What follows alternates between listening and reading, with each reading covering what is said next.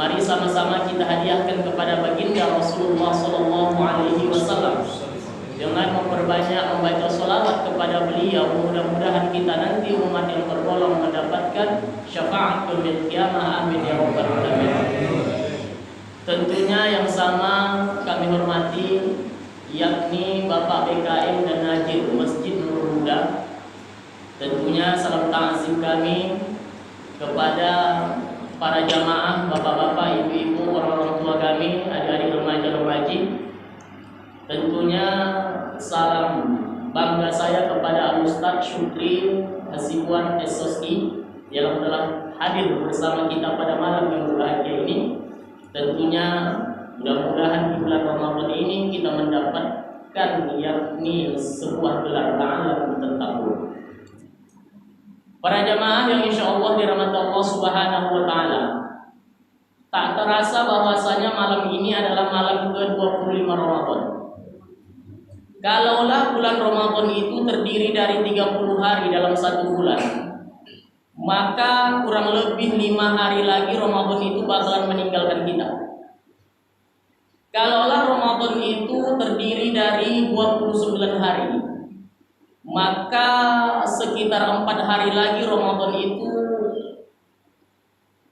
bakalan berlalu di hadapan kita. Sudah sejauh mana kita mempersiapkan yang namanya bekal menghadap Allah Subhanahu wa Ta'ala, mumpung saat sekarang ini kita berada di bulan Ramadan. Para jamaah yang insya Allah dirahmati Allah Subhanahu wa Ta'ala, Ramadan merupakan bulan ke-9 di dalam Islam. Ramadan berawal dari akar kata Ramidh yang artinya sangat panas. Makanya bulan Ramadan itu, siang Ramadan itu identik dengan panas. Bahkan kalau kita lihat dalam beberapa hari ini para jamaah, suhu di Tanjung Balai khususnya itu berkisar antara 34 derajat sampai 39 derajat Celcius, panas sekali. Akan tetapi walaupun suhu di siang hari itu bahkan di malam hari terasa panas, kita tidak boleh pesimis. Artinya apa? Panas jam, malas aku berbojo jam. Eloklah aku tidur di rumah, eloklah aku golek-golek di rumah daripada aku beraktivitas. Padahal di dalam Islam itu para jamaah, kalau kita baca dalam Sirah Nabawiyah itu, banyak keberhasilan umat Islam di zaman Rasulullah itu terjadi di bulan Ramadan. Apalah salah satu contohnya, yakni perang pertama di dalam Islam adalah perang Badar. Itu terjadi pada tanggal 17 Ramadan. Di zaman Rasulullah, perang Badar itu terjadi di bulan Ramadan. Porang. Rasulullah itu bukan bertidur-tidur dia di rumah, bukan. Tapi ada di antara kita mungkin agaknya dari jam 5 subuh sampai jam 5 sore tidur saja pokoknya. Kalau tidur hanya sesaat silahkan. Tetapi kalau misalnya dari jam 5 subuh sampai jam 5 sore, itu belajar mati namanya itu. Ya, para jamaah insya Allah dirahmati Allah Subhanahu wa Ta'ala.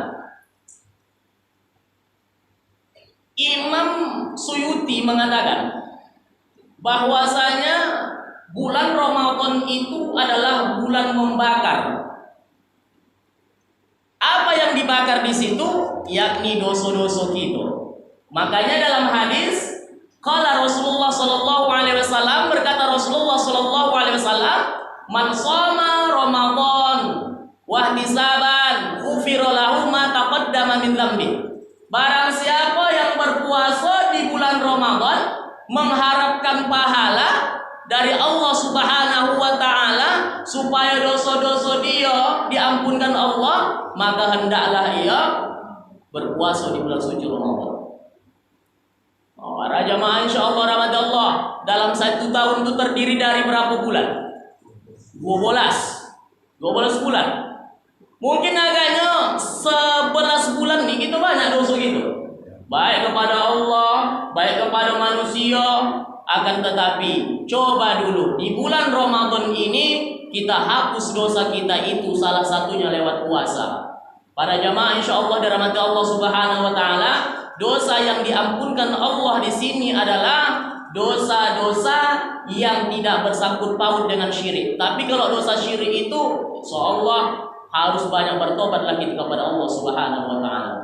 Para jamaah insya Allah dirahmati Allah, dalam Quran surah Al-Baqarah ayat 183, ya, Quran surah Al-Baqarah ayat 183, kita hafal itu bunyi ayatnya. Ya ayyuhalladzina amanu kutiba alaikumus syiyam kama kutiba alal ladzina min la'allakum tattaqun. Ya ayyuhalladzina amanu, wahai orang-orang yang beriman. Bayangkan para jamaah, Allah memanggil awak itu bukan orang Islam.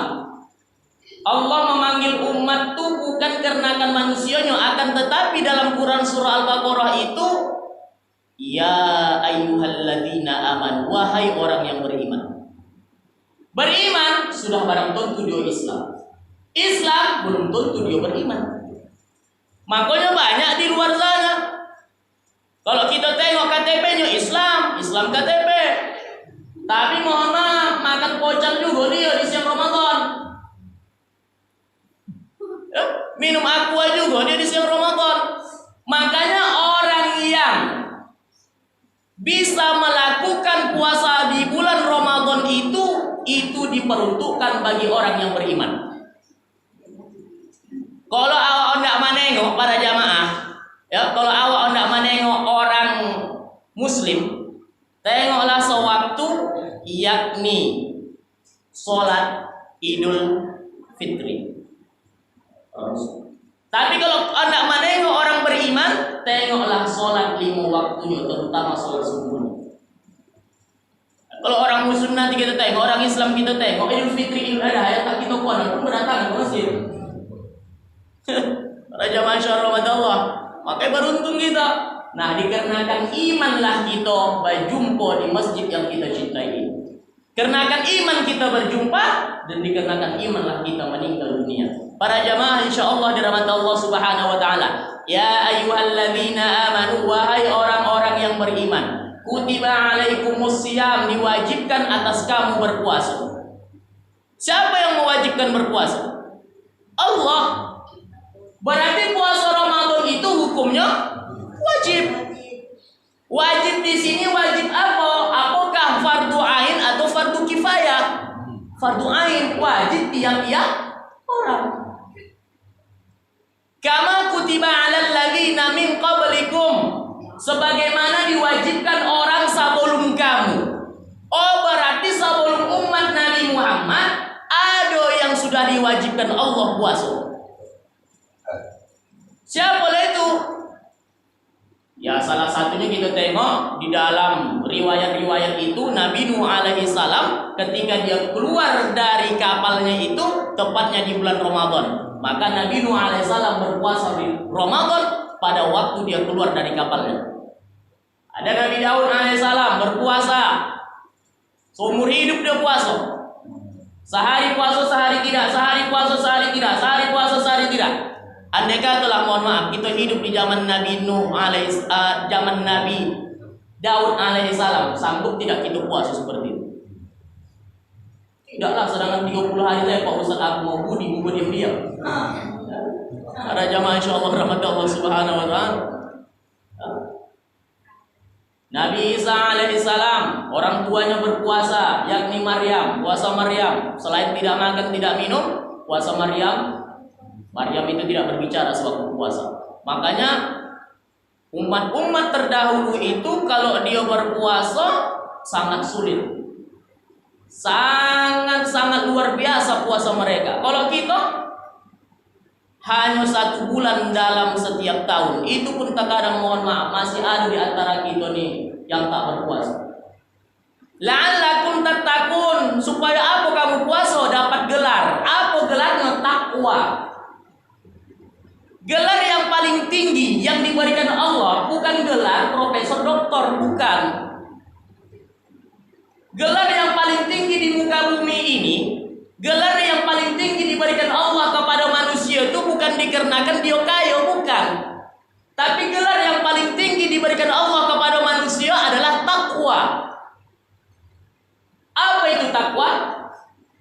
mengojokan segala apa yang diperintahkan Allah dan menjauhi segala apa yang Imam Al-Qusairi menjelaskan makna takwa itu terdiri dari 4 huruf. Huruf takwa yang pertama itu adalah ta, yang artinya orang yang bertakwa itu sudah barang tentu memiliki sifat tawadhu. Tawadhu tuh ketawa sambil terduduk Pak Ustaz. Bukan. Tawadhu itu adalah rendah hati. Walaupun dia kaya, dia tidak pernah mengakui dirinya kaya. Walaupun dia berilmu, dia tidak pernah mengakui dirinya berilmu. Kan ada pernah kita nyanyikan sebuah syair, Pak ya.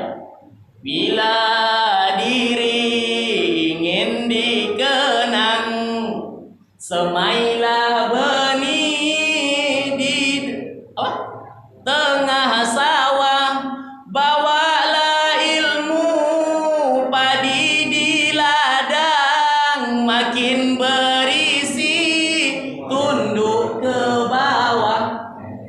Ya, pakai dending lagi Bapak. Sifat padi berunduk.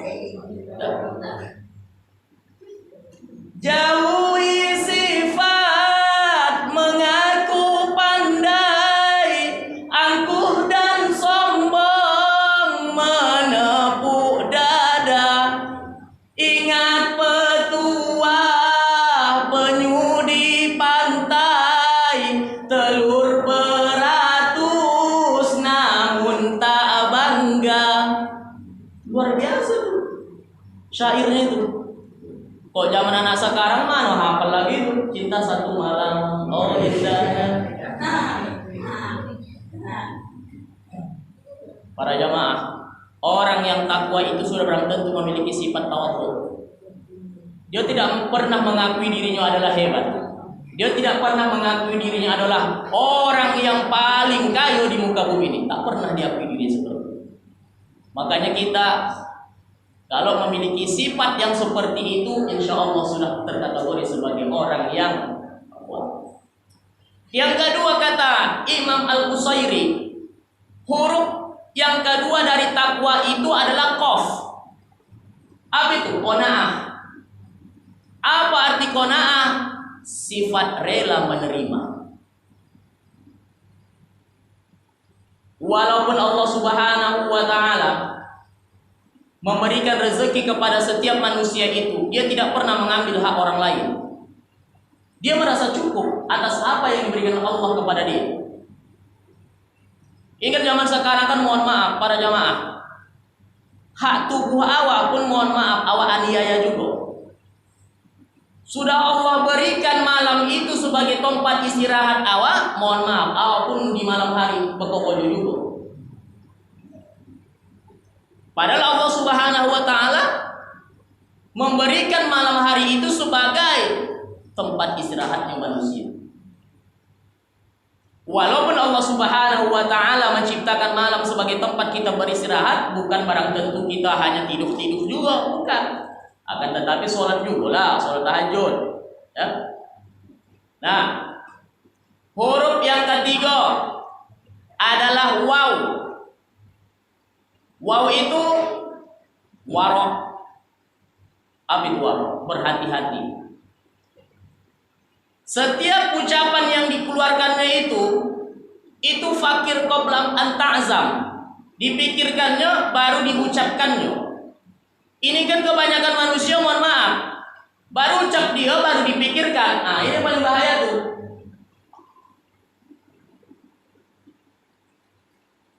Kehati-hatian yang sangat luar biasa para jamaah. Makanya di bulan suci Ramadan ini, coba kita bayangkan, nak berkata jorok saya pun awak pikir dulu. Kenapa? Takut hilang pahala puasa. Dalam kitab Takriratus Sadidah dijelaskan ada 2 macam yang harus kita bedakan dalam puasa itu. Yang pertama, istilah pertama itu adalah muhbiqat. Apa itu muhbiqat? hal-hal yang dapat menghilangkan pahala puasa.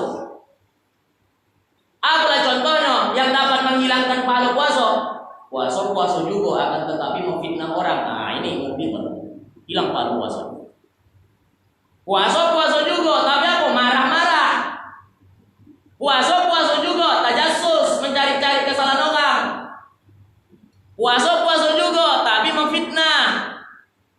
Puasa juga tapi menggosip.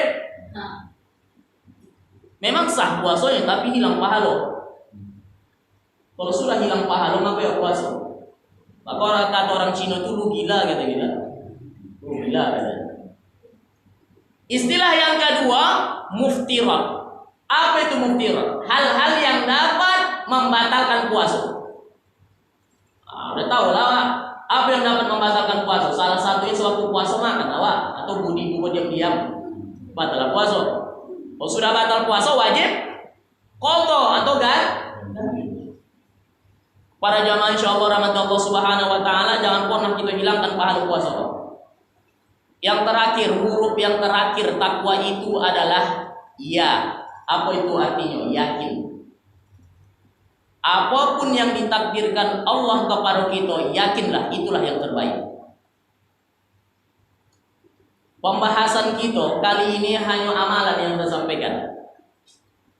Di bulan suci Ramadan nih para jamaah, selain yang wajib awak kerojokan, ada juga yang disunnahkan untuk mengkerojokannya.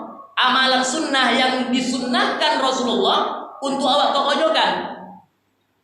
Kalau yang wajib sudah tahu lah, di bulan Ramadan nih puasa, hukumnya wajib. Sholat kan seperti itu kan, bukan hanya di bulan Ramadan saja, di luar Ramadan pun wajib juga kita sholat 5 waktu itu kan hukumnya wajib. Tapi ada amalia sunnah yang bisa awak kerojokan di bulan Ramadan nih. Pertama, membaca Al-Quran. Bulan Ramadan ini merupakan syahrul Quran. Bulannya diturunkan Al-Quran. Ternyata para jamaah, kitab-kitab suci terdahulu itu diturunkan Allah di bulan Ramadan. Pertama, ada namanya Suhuf Ibrahim. Itu diturunkan Allah kepada Nabi Ibrahim. Suhuf Ibrahim itu pada malam 1 Ramadan. Yang kedua, ada nama kitab terdahulu tuh yakni Zabur. Kitab Zabur ini diturunkan kepada Nabi Daud. Itu pada tanggal 6 Ramadan. Injil, sebelum Injil Taurat yang diturunkan Allah kepada Nabi Musa alaihi salam, itu diturunkan Allah di bulan Ramadan, tepatnya pada tanggal 12 Ramadan. Injil diturunkan Allah di bulan Ramadan, tepatnya pada tanggal 12 Ramadan. Dan Al-Quran diturunkan Allah di bulan Ramadan, tepatnya pada tanggal 17 Ramadan. Makanya setiap tanggal 17 kita memperingati nuzul Quran. Nah, itu harus tahu Pak Jemaah. Tak boleh awak tak tahu. Makanya di bulan Ramadan ini banyak-banyak membaca Al-Quran. Imam Asy-Syafi'i sewaktu masuk bulan Ramadan tuh dia hatam Quran sebanyak 60 kali. Ibu sudah berapa kali hatam, Bu? Banyaklah Pak Ustaz. Alhamdulillah. Aku Pak Ustaz membaca Al-Quran ini Pak Ustaz hanya 3 lembar saja lah. Setelah itu sudah Allahul Azim Pak Ustaz. Sampai sekarang tak ku baca-baca Pak Ustaz. Aku Pak Ustaz tidak Pak Ustaz. Karena kan aku tak pandai membaca Al-Quran Pak Ustaz. Tahu aku baca Al-Quran Pak Ustaz. Para jamaah, walaupun awak tidak fasih membaca Al-Quran, jangan kita merasa minder. Belajarlah kita membaca Al-Quran. Hakikat membaca Al-Quran ini bukan perkara masalah hatamnya. Aku kan sudah hatam 3 kali, ngapain lagi aku baca Al-Quran? Bukan itu. Bukan dikarenakan kita sudah hatam 3 kali sehingga kita tidak hendak belajar membaca Al-Quran. Bukan itu. Setiap harinya kita berinteraksi dengan Al-Quran. Di luar Ramadan, 1 huruf di dalam Al-Quran itu kita baca, pahalanya 10 kita dapatkan. Itu di luar Ramadan. Kalau di bulan Ramadan bisa 70 kali pahalanya kita dapatkan. Para jamaah insyaallah rahmatullah, jangan pernah awak tak membaca Al-Quran. Tapi ada juga di antara kita nih, mohon maaf, sepele dengan Al-Quran, berinteraksi dengan Al-Quran seperti, mohon maaf, seperti buku dibuat. Apa contohnya? Ini Al-Quran, pegang. Karena kan Al-Quran itu tadi, Ustaz istilah Tanjung Balainya, dibuatnya oli, alat pelicin. Orang tidak di antara kita melakukan ini. Membalik Al-Quran pakai air liur, hukumnya adalah haram, sama dengan meludahi Al-Quran. Sini tak ada itu kan? Sini ada? Sini tak ada mengaku buat sana. Aku puasa tak tahu puasa. Orang yang tak tahu tadi hukum dosa. Aku pura-pura tak tahu puasa berapa kali pada dosa.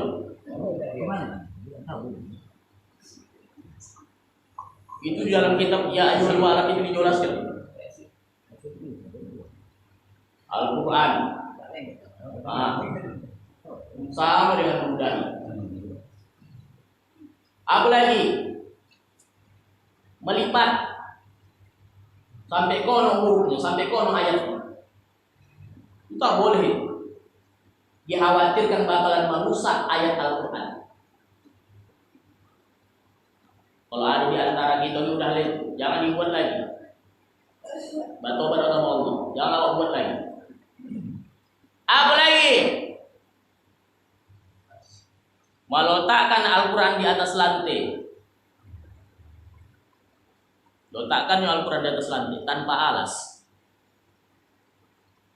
Padahal setidaknya, seminimal-minimalnya, sekocik-kociknya, serondah-rondahnya setidaknya, paling rondah semato kaki di dalam kitab Ya Ayyuhal Walad itu. Itulah di atas lantai diletakkan. Ditindih pula lagi. Itu tak boleh para jamaah. Insyaallah rahmatullah subhanahu wa ta'ala. Ya, silahkan kita baca Al-Quran itu. Kita tidak tahu apakah di Ramadan akan datang nih bajumpo kita apa tidak sama Ramadan. Di sini ada tarawihnya, ada. Di sini ada membaca Al-Qurannya, ada. Tadarus, ada. Baca. Ya. Jangan takut-takut awak membaca Al-Quran itu. Silakan awak baca Al-Quran itu. Ya. Di dalam kitab Tanbihul Ghafilin dijelaskan, salah satu amalan seseorang yang menyebabkan dia terhindar dari siksa kubur adalah pahala membaca Al-Quran. Baca Al-Quran. Ibu di sini tadarus. Habis subuh. Habis tarawih. Alhamdulillah. Udah juz berapa sekarang? 25. Alhamdulillah. Oh, berarti satu malam satu juz. Mantap. Mantap itu. Ya. Bapak? Kosong. Baca juga lah. Baca. Nah, di rumah Pak Ustaz. Alhamdulillah. Aku Pak Ustaz malas. Aku Pak Ustaz bilang-bilangkan aku sudah membaca Al-Quran. Kenapa? Takut ria. Padahal itu ilmu dia supaya yang tak membaca Al-Quran dia. Kata kan yang takut aku Pak Ustaz. Ria bukan. Tak membaca Al-Quran dia. Ilmu. Kau tadi sholat Isya. Aku Pak Ustaz malas semua bilang-bilang sholat Isya tidak. Kenapa? Takut bilang ria. Tak sholat dia. Ya. Nah, silakan baca Al-Quran para jamaah. Jangan tak pernah kita baca Al-Quran itu. Ya. Karena kan Al-Quran itu salah satu yang bakalan menolong kita di hadapan Allah Subhanahu wa taala. Apalagi di bulan suci Ramadan, setiap huruf yang kita baca di luar Ramadan itu satu huruf 10 pahalanya, apalagi di luar Ramadan berpuluh-puluh bahkan beratus pahala yang kita dapatkan, ya. Yang kedua, saya tak pala lama-lama karena kan ibu hendak makan lontong lagi di rumahnya, takut nanti habis. Dimakan bapak tuh pula udah selesai, tak makan lontong itu. Yang kedua adalah pahala perbanyak bersedekah di bulan Ramadan. Ayu sedekah afdal. Wahai Rasulullah, sedekah apa yang paling utama? Qala, berkata Rasulullah sallallahu alaihi wasallam, sedekahun fi Ramadan, sedekah di bulan Ramadan. Ini akuani, kalau ada tadi bapak yang membolehkan ini, bagian sedekah ini, sedekah air minum ini. Yang membawa makanan, yang membawa yang lain-lain itu bagian daripada sedekah juga. Bahkan di dalam hadis yang diriwayatkan oleh Imam Tirmizi, qala Rasulullah sallallahu alaihi wasallam, berkata Rasulullah sallallahu alaihi wasallam, man fattara sha'iman kana lahu mithlu ajri fa'ili. Barang siapa yang bersedekah di bulan Ramadan untuk orang yang berbuka puasa, maka dia mendapatkan pahala orang tersebut. Di sini kan ada buka bersama kan, Pak? Sebelum diumumkan kan di sini kan kita kumpul biasanya kan. Para jamaah, sedekah itu kan mesti banyak. Kalau tak ada duit awak, apa yang bisa awak sedekahkan, sedekahkan. Apalagi di Tanjung Balai itu mengenal tradisi malam 27. 2 malam lagi malam 27 kan? Biasanya kan bersedekah. Udah kan? Sedekahkan kepada orang. Sedekah tak mesti banyak, yang penting ada yang kita sedekahkan. 500 perak pun kita sedekahkan, tetapi rutin, itu lebih bagus daripada 1 juta akan tetapi seumur hidup apa sedekah. Silakan kita bersedekah para jamaah, insyaallah rahmat Allah Subhanahu wa taala. Apalagi di bulan Ramadan ini luar biasa, bersedekah awak sama orang yang puasa, pahala puasa itu dapat awak. Ya, tanpa mengurangi pahala puasa tersebut. Luar biasa itu. Silahkan kita bersedekah. Kepada siapa kita bersedekah? Silahkan. Ya, para jamaah insyaallah dirahmati Allah Subhanahu wa taala. Tapi ada juga orang bersedekah ini, mohon maaf, udahlah dibagi sedekah tapi ngumpat pula. Oh, tak enak makanannya. Sedikit pula itu dibagi semua. Tapi habis juga katanya makanan tak enak, tapi makannya dulu. Tak enak aja makanannya. Tapi sontalnya juga. Ini tak boleh juga begitu. Ada sedekah lain pula. Angka matematika terlalu tinggi. Usadokahkan lontong bapulang kosong aku ugi katanya. Gila dia. Kenapa? Lontong sudah berapa modalnya itu? Bagi itu ditengoknya kosong. Dia ubah katanya. Tak boleh bersedekah yang model seperti itu. Apa yang awak bagi udah. Kalau enggak dibagikannya, dibalasnya alhamdulillah. Kalau tidak jangan diumpat-umpat, dan parah lah kawan bujang. Dongar, rumah kayu, badan bininya bosak, tapi bersedekah pun malas. Tak boleh kayak gitu. Ya? Tangan kanan bersedekah, tangan kiri menyembunyikan. Ada cerita menarik nih Pak. Coba apa ini? Masuk dulu. Kenal Umar bin Khattab? Kenal katanya. Tak kenal dari mana? Umar bin Khattab ini, ya, Umar bin Khattab ini memiliki sahabat yang bernama Abu Bakar As-Siddiq. Ini kisah mantap ini.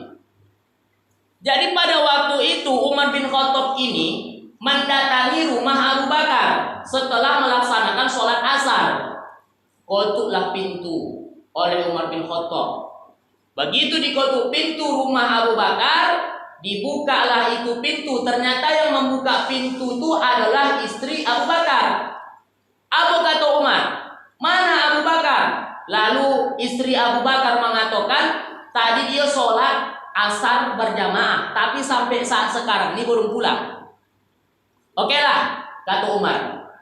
Di hari kedua didatangi juga ini rumah Abu Bakar ini tadi oleh Umar, supaya Umar bin Khattab itu menjumpai Abu Bakar. Akan tetapi tak dijumpai juga Abu Bakar. Masuk hari ketiga, tak dijumpai boleh juga Abu Bakar ini tadi oleh Umar bin Khattab. Nah, begitu hari keempat, ya, hari keempat di masjid yang sama ditengok Umar bin Khattab lah Abu Bakar ini tadi. Kemana sebetulnya Abu Bakar? Begitu Abu Bakar As-Siddiq meninggalkan masjid, lalu Abu Bakar As-Siddiq pun pulang ke rumah, akan tetapi tak masuk ke dalam rumahnya. Hanya dibuka pintu itu saja dia pada jamaah. Begitu ditengok Abu Bakar kiri, ditengok Abu Bakar kanan, ditengok Abu Bakar muka dan belakang, tak ada orang. Lalu Abu Bakar As-Siddiq meninggalkan rumahnya itu, pergi dia ke sebuah rumah, yang mana rumah yang didatanginya itu para jamaah hendak ruku. Tanpa disadari Abu Bakar, ternyata Umar bin Khattab ngikut dari belakang. Apa kata Umar bin Khattab? Kemana sebetulnya Abu Bakar ya? Begitu dilihat Umar bin Khattab ini tadi para jamaah, ternyata Abu Bakar masuk ke dalam rumah yang reot itu tadi. Umar bin Khattab pun bersembunyi. Begitu selesai Abu Bakar As-Siddiq keluar dari rumah yang peyot itu tadi, yang reot itu tadi, maka Abu Bakar As-Siddiq pun meninggalkan rumah tersebut. Lalu Umar bin Khattab pun masuk ke dalam rumah yang reot tadi. Begitu dilihat Umar bin Khattab, ternyata di dalam rumah itu ada seorang perempuan janda, matanya buta. Bertanyalah Umar bin Khattab nih, wahai saudaraku, siapa yang datang tadi? Karena kan perempuan itu buta, kan dia kan tidak tahu bahwa itu Abu Bakar. Aku tidak mengenali dia, kata si perempuan buta ini tadi.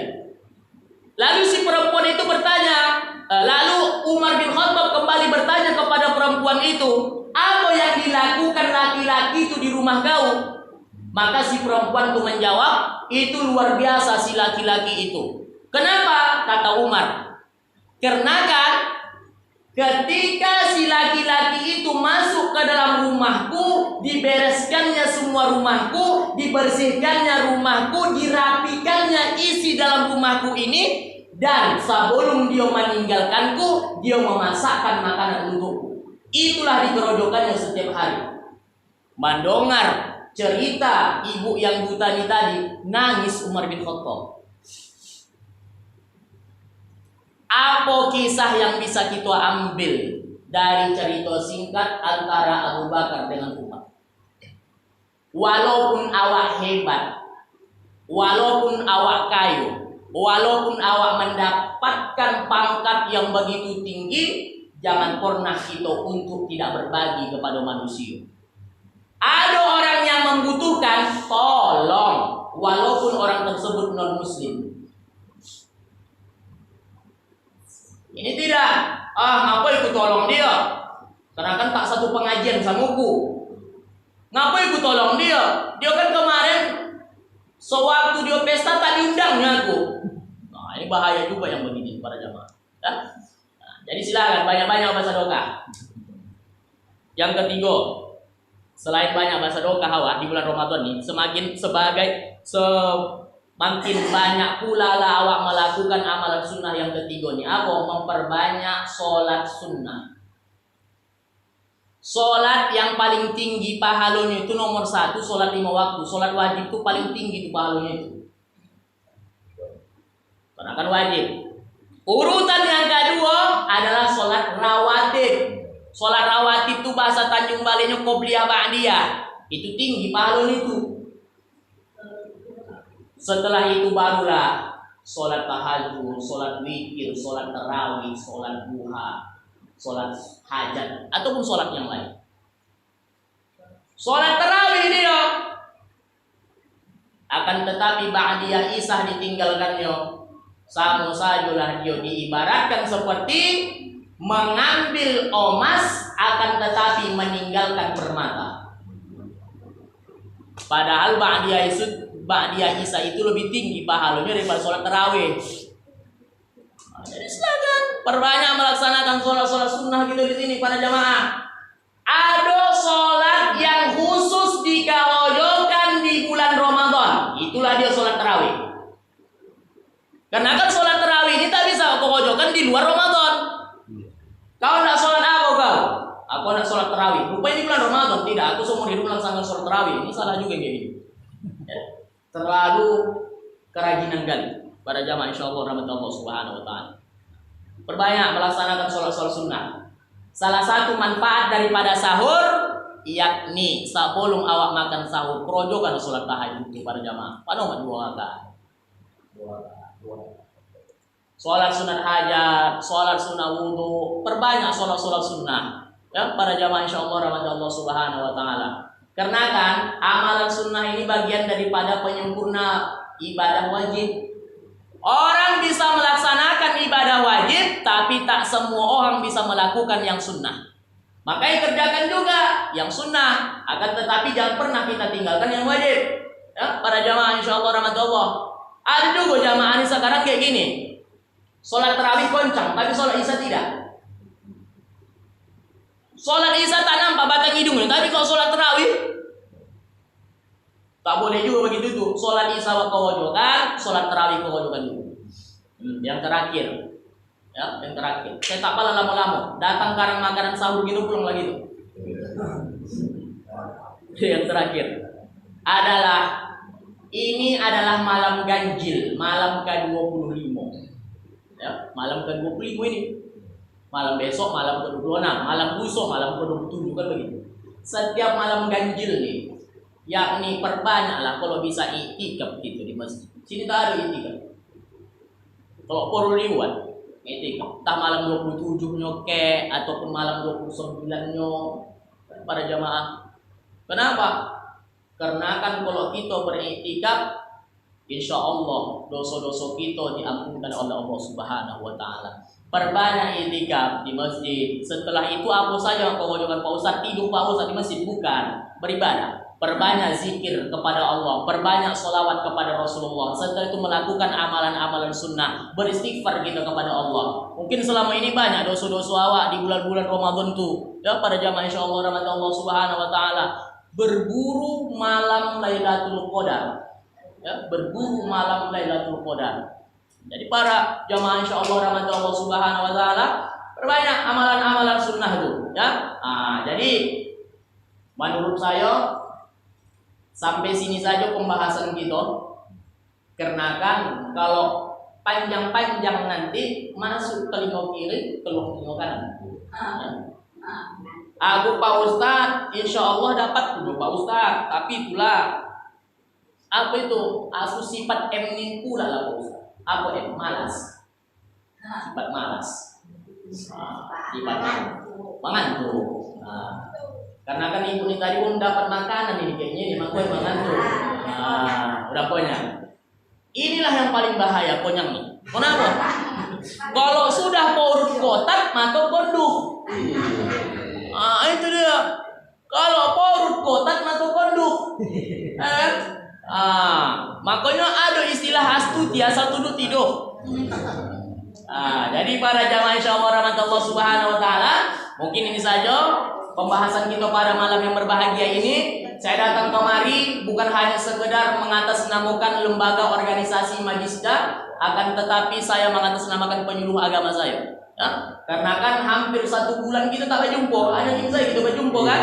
Jadi anggap saja lah ini pengajian yang lalu-lalu ya para jamaah. Nanti di bulan 5 udah bisa lah telepon nanti saya kapan pengajian aktifnya.